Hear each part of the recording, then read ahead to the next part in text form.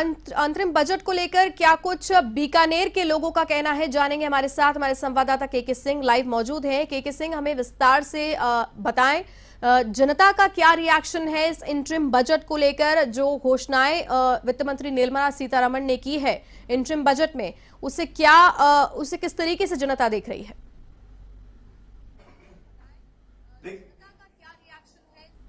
देखिए, काफी उम्मीदें रही है इस बजट से, क्योंकि मोदी सरकार की 2019 से बात करें तो लगातार जो बजट आ रहे हैं उसमें कुछ ना कुछ उम्मीदें ज्यादा ही बढ़कर रही है। क्योंकि इस बार अंतरिम बजट है, चुनाव होने हैं, पूरे साल का बजट डिक्लेयर नहीं हो पाता, लेकिन फिर भी इस बार काफी कुछ बनाने का कोशिश की गई है।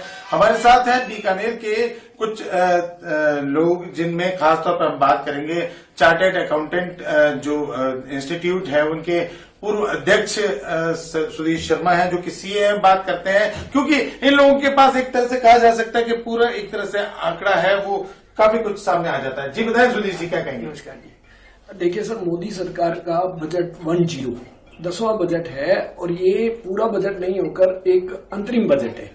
बहुत अच्छा फाइनेंशियल डिसिप्लिन इसके अंदर सरकार ने मेंटेन किया। सरकार जो चाहती थी, अगर सरकार चाहती तो इसके अंदर लोग लुभावने खूब सारे वादे कर सकती थी और आने वाली सरकार के ऊपर खूब बोझ छोड़ सकती थी, लेकिन कहीं ना कहीं मोदी जी को मालूम है कि आना किसने है, इसलिए उन्होंने कोई भी बिना वजह, कोई भी बिना मतलब की बात नहीं की है। बहुत ही अच्छा फाइनेंशियल डिसिप्लिन इसके अंदर दिखाया है। ना कोई बोझ डाला है, ना कोई राहत दी है, किसी तरीके की कोई फ्री भी नहीं बांटी गई है जिससे टैक्स पेयर को राहत हुई है। किसी तरीके का कोई एक्स्ट्रा टैक्स इसके अंदर दिखाया नहीं गया है। रही बात विकास के अंदर, तो विकास में बहुत सारे आयाम खोले। देखिए, 57 मिनट के अंदर तकरीबन 25 मिनट तो मैडम ने अपना किया है, क्या करना है, कैसे करना है, और बहुत ही संक्षिप्त रूप में उन्होंने बजट के ऊपर बात की है।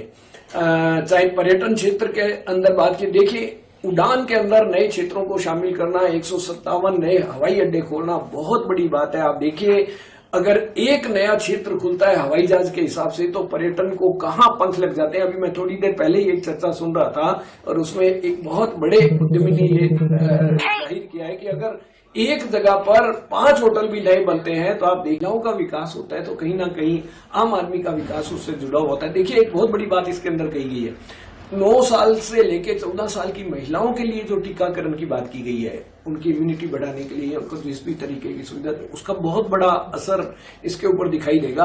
प्रधानमंत्री आवास के अंदर 3 करोड़ आवास बना दिए गए हैं, 2 करोड़ आवास और आवंटित किए गए हैं और इसमें 70% महिलाओं के लिए, 70% की जो मालिक है अभी तक जो दिए गए हैं उनके आंकड़े बोलते हैं कि महिलाओं के लिए। एक बहुत बड़ी बात मैं और कहता हूं, आयकर की या किसी भी तरीके के टैक्स के ऊपर मोदी 1 से लेकर मोदी 10 तक तकरीबन 3 गुना टैक्स पेयर बढ़े हैं और टैक्स की जो कैलकुलेशन है 3 गुना टैक्स का रेवेन्यू बढ़ गया है और जो टैक्स का रेवेन्यू बढ़ता है वो तकरीबन 3 लाख करोड़ 4 लाख करोड़ हर साल के हिसाब से बढ़ रहा है। ये बहुत ही अच्छी बात है।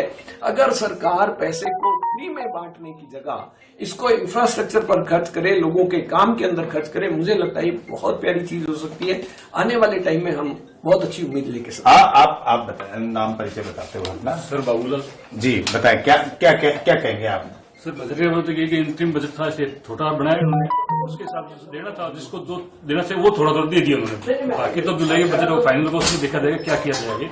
लेकिन ये है कि जो इनकम टैक्स जीएसटी में कोई रेटों में ज्यादा चेंज नहीं करेंगे लोग। और जीएसटी एक्सपर्ट हैं आप, चूंकि आप कुछ काम कर रही हैं, क्या कहेंगे इस बजट से? कुछ बिल्कुल फर्क पड़ा है, खासतौर महिलाओं के लिए जो उन्होंने 70% का आवासीय योजना, प्रधानमंत्री आवास योजना में महिलाओं को दिया 70%। जीएसटी में नो चेंज और जीएसटी में कोई चेंज नहीं है, कोई इनकम टैक्स में ज्यादा चेंजेस नहीं है। और ये 28% जो हायर एजुकेशन में नामांकन हुआ है ज्यादा महिलाओं के लिए, ये भी बहुत अच्छी बात है महिलाओं के लिए। इतना कुछ हुआ है ये बजट से। देखिए, और अगर हम बात करें, आप सीए के स्टूडेंट हैं, आप क्या कहेंगे? ये अंतरिम बजट में ना किसान वर्ग तथा अन्नदाता पे ज्यादा जोर दिया गया, जिसमें ना मनरेगा के तहत 86,000 करोड़ का बजट बढ़ाया गया है। साथ ही 4 करोड़ किसानों को पीएम फसल बीमा योजना का भी लाभ दिया गया है और इसके साथ देखें तो पीएम सूर्योदय योजना के तहत 300 यूनिट किसानों को फ्री दी जाएगी। ये अंतिम बजट का मेन लक्ष्य है। आपका क्या कहना है? आप युवा हैं, आपको कुछ उम्मीदें नहीं होगी बजट से? बजट से उम्मीदें काफी, जैसे कि आयकर में इन्होंने जो 2010 तक में हमारे जो बकाया चल रहे थे 25,000 तक के, उनको इन्होंने माफ कर दिया है जो टैक्स पेयर थे। और 2010 से 2014 तक के लिए इन्होंने 10,000 रुपए तक का जो बकाया चल रहा था उसको माफ कर दिया है। साथ ही जो 7 लाख तक की इनकी जीरो टैक्स स्कीम है वो कंटिन्यू रखी है, उसमें ज्यादा चेंज नहीं लाया। कॉर्पोरेट टैक्स में इन्होंने 30% से 22% पे टैक्स लाके उनको फायदा दिया है। तो देखिए, कुल मिला के अगर हम बात करें तो लगभग इसको अंतरिम बजट मानते हुए देखते हुए कहीं ना कहीं पूरी तरह से जो खुल के बजट पेश किया जाना चाहिए था वो नहीं हुआ। लेकिन फिर भी मोदी 1 से लेके 10 तक अगर हम बात करें तो ये 10वां बजट है, और 10वें बजट को अगर माने तो कहीं ना कहीं उत्साही और अच्छा बजट भी कहीं ना कहीं कहा जा सकता है। जी के सिंह, मैं आपसे एक सवाल करना चाहूंगी। जो आपके साथ में सीए मौजूद हैं, उनसे मेरा सवाल है कि टैक्स पेयर जो है वो इस इंटरिम बजट को किस तरीके से देख रहा है, क्योंकि नहीं किया गया है। और साथ ही साथ जो युवा आपके साथ हैं उनसे ये भी पूछें कि जो स्टार्टअप्स हैं उनके लिए नई स्कीम्स जो लेकर आए हैं इस इंटरिम बजट में, उसे लेकर उनका क्या कहना है?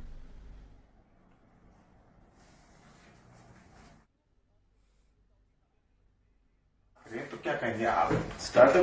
स्टार्टअप स्कीम में नए अगर 3,000 ITI सेंटर बनाए गए हैं, जिसमें 54,000 विद्यार्थियों को प्रशिक्षित किया जाएगा। साथ ही नए रोजगार के अवसर भी प्रदान किए जाएंगे।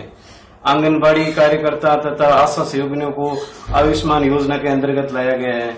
नहीं, इससे क्या महसूस करते हैं, आपको फायदा होगा क्या? इसमें नए स्टार्टअप खुलेंगे तथा इसमें मुद्रा लोन की योजना के तहत बहुत ही कम इंटरेस्ट रेट पे आपको लोन प्रदान किया जाएगा। देखिए, कम मुद्रा पे लोन प्रदान किया जाएगा। कई तरह की तमाम चीजें देखने वाली है। आप क्या मानते हैं, उससे फायदा पहुंचेगा? फायदा पहुंचेगा, बिल्कुल पहुंचेगा सर। तभी तो लोग आगे बढ़ेंगे। स्टार्टअप नए खड़े क्यों करेंगे? अगर फायदे नहीं होते तो स्टार्टअप क्यों जाएगा? टैक्सेस में सुधीर जी अगर बात करें तो क्या क्या फायदा होने की उम्मीद माने, क्योंकि जो इस बजट को देखते हैं तो उस बजट को किस हिसाब से? इस बजट के अंदर टैक्स के बारे में कोई भी बात नहीं गई है। टैक्स की सिंप्लीफिकेशन के बारे में बात हुई है। और हाँ, एक पुराने डिस्प्यूट को लेकर सरकार ने बहुत बड़ी घोषणा की है कि 2009-10 के अंदर और 2014 तक जो पुरानी डिमांडें खड़ी थी, वित्त मंत्री ने तो ये कहा कि 1962 की डिमांडें आज तक इनकम टैक्स में पेंडिंग दिख रही हैं, और तकरीबन करोड़ों केस इस तरीके के अभी तक चल रहे हैं जो लोग ना तो पहचान में आते हैं ना लोग वो जान में आते हैं। तो गवर्नमेंट ने इस तरीके का किया है कि 10,000 से लेकर 25,000 तक की जो डिमांड 2014 तक की है उसको राइट ऑफ किया जाएगा, और इससे कम से कम 1 करोड़ केस डिपार्टमेंट के पेंडिंग खत्म हो जाएंगे। बाकी देखिए, अंतरिम बजट था, इसके अंदर टैक्स को लेकर किसी तरीके की कोई घोषणा नहीं की गई है। ना एक्साइज ड्यूटी में कोई चेंज किया गया, ना कस्टम ड्यूटी में चेंज किया है। पेट्रोल डीजल किसी तरीके का किसी को भी इसके अंदर नहीं छेड़ा गया है। और ये देखा जाए तो फाइनेंशियल डिसिप्लिन के लिए बहुत बड़ी बात है। आज तक का इतिहास बताता है कि जब भी अंतरिम बजट आता था सिर्फ अनुदान मांगे पारित की जाती थी, किसी तरीके की घोषणा नहीं होती थी। हाँ, इस डिसिप्लिन को पीयूष गोयल साहब ने 2019 में जरूर तोड़ा था, और वो कॉन्फिडेंट थे कि सरकार हमारी आएगी, इसलिए उन्होंने अपनी आगे की प्लानिंग की और टैक्स रेट में भी चेंज किए थे। इस बार सरकार ने ऐसा कुछ, मतलब क्या आपको ऐसा लगता है कि सरकार नहीं आएगी इसलिए कोई ऐसा कुछ कर नहीं सकता? मुझे लगता है सरकार आएगी, इसीलिए सरकार ने कहीं लंबी नहीं मारी है। सरकार ने बहुत ही संयम के साथ बताया है कि हमारी क्या विजन है, कैसा है। अगर नहीं आने वाली बात होती तो जाते जाते जो सरकार करती है, राजस्थान में हमने अभी देखा है, सब कुछ फ्री में बढ़ता है, ऐसा कुछ भी सरकार। जीएसटी टैक्स की बात करें तो उसमें क्या कहेंगे आप? जीएसटी में किसी तरीके का कोई चेंज नहीं किया गया। जीएसटी के सिंप्लीफिकेशन के लिए जरूर सरकार ने कहा है कि हम इसको सिंप्लीफाइड करने में लगे हुए हैं। किसी तरीके की कोई रेट किसी चीज का कोई नहीं चेंज किया गया। हाँ, 2017-18 से लेकर अभी तक का जो स्टेट्स का आवंटन था पैसों का, उनको लेकर कुछ स्टेट्स के साथ में झगड़ा चल रहा था। वित्त मंत्री ने उसके बारे में जरूर बताया कि हमने उसको शॉर्ट आउट कर लिया है और स्टेट्स को उनका पैसा दिया जा रहा है। तो देखिए, यहाँ पर जो अंतरिम बजट है उसको अच्छा बजट जरूर माना है, और सरकार की कमबैक वाला बजट माना है इन्होंने। यहाँ बीकानेर के जो तमाम यहाँ पर जो मेरे साथ जो सीए लोग जुड़े हुए हैं और पूर्व अध्यक्ष भी यहाँ पर जुड़े हुए हैं, उनका सबका यही कहना है। जी के सिंह, तमाम जानकारी के लिए आपका बहुत बहुत धन्यवाद। तो ये थे के सिंह हमारे साथ लाइव जुड़े हुए थे, जिन्होंने विस्तार से बताया।